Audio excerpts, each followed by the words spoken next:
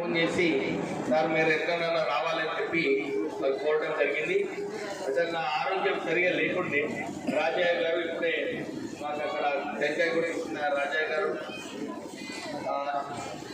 నాకు sore throat infection అయినప్పటికీ కూడా జ్వరం వచ్చిండే వస్తానా లేదు అనుకున్నాను. కానీ మా అన్నయ్య ఫోన్ చేసి సార్ ఎక్కడన్నా రావాలి ఈ జాతర మా ప్రాంతానికి గండమైసమ్మ జాతర అంటే చాలా పెద్ద జాతర మీరు రావాలని చెప్పి పోవడంతో నేను రావడం జరిగింది. మీ అందరికీ నేను మాజీ శాసనసభ సభ్యులు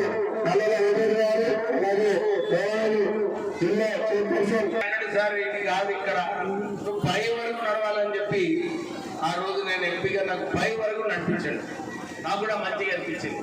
మన నాయకపోవడం వాళ్ళతోని పైకి నడిచి అక్కడ పూజలు చేసుకొని నేను కూడా మొక్కున్నప్పుడు ఆ రోజు మాకు తెలంగాణ రావాలని చెప్పి ఆ రోజు మొక్కుకోవడం జరిగింది. మనకు అట్లనే తెలంగాణ కూడా మనకు వచ్చింది. ఈ 10 సంవత్సరాలు అయిపోయింది, 10-12 సంవత్సరాలు అయిపోయింది వచ్చి.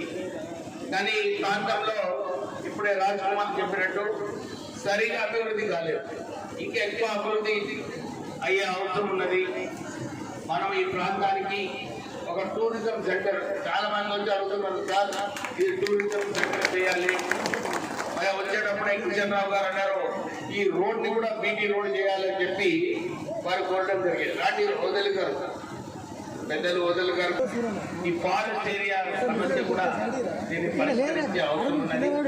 నేను మీ అందరికీ కూడా వచ్చే టైం వరకు ఈ ప్రాంతానికి మంచిగా చేసి మీకు ఈ జాతరకు మంచిగా వేడుకలు చేసుకోవాలని చెప్పి నేను ప్రయత్నం కాదు చేపిస్తా. ఎక్కడైనా చేసి మీ రోడ్ సమస్య మీకు ఇక్కడ పర్మనెంట్ డ్రింకింగ్ వాటర్ కూడా మీకు మళ్ళా డ్రింకింగ్ వాటర్ సమస్య ఉండదు. ఆ సమస్య కూడా తీర్చడానికి నేను మీకు మాట ఇస్తున్నా, మీకు ఒక భరోసా ఇస్తున్నా. మీరు ఈ జాతర వేడుకలు గండమైసమ్మ ఎందుకంటే చాలాసార్లు ఇక్కడ రావడం జరిగింది. ఈరోజు మొన్న కూడా వచ్చినప్పుడు మన ఇక్కడ ఏం భైరవి అది కాల భైరవి దగ్గర పోయి పూజ చేసుకొని పోవడం జరిగింది. ఈరోజు కూడా నేను పైకి ఎక్కుదాం అనుకున్నా కానీ నా ఆరోగ్యం బాగలేదని చెప్పి కేవలం గాల భైరవి దగ్గరికి పోయి పూజలు చేసుకొని నేను పోతా.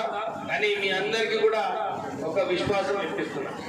రేవంత్ రెడ్డి గారు ముఖ్యమంత్రిగా వచ్చిన తర్వాత ప్రజా పరిపాలన చేయాలి.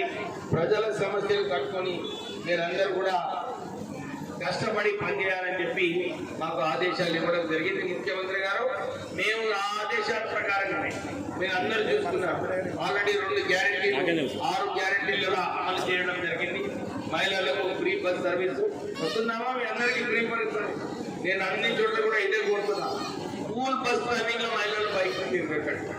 స్కూల్ బస్ టైమింగ్ లో పిల్లలకు స్కూల్ పోవడానికి ఆ సౌకర్యం కల్పించండి.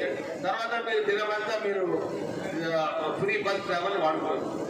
రాజీవ్ ఆరోగ్యశ్రీ పథకం కింద 10 లక్షల రూపాయలు కూడా మనకు ఆ సౌకర్యం రాష్ట్ర ప్రభుత్వం కల్పిస్తుంది.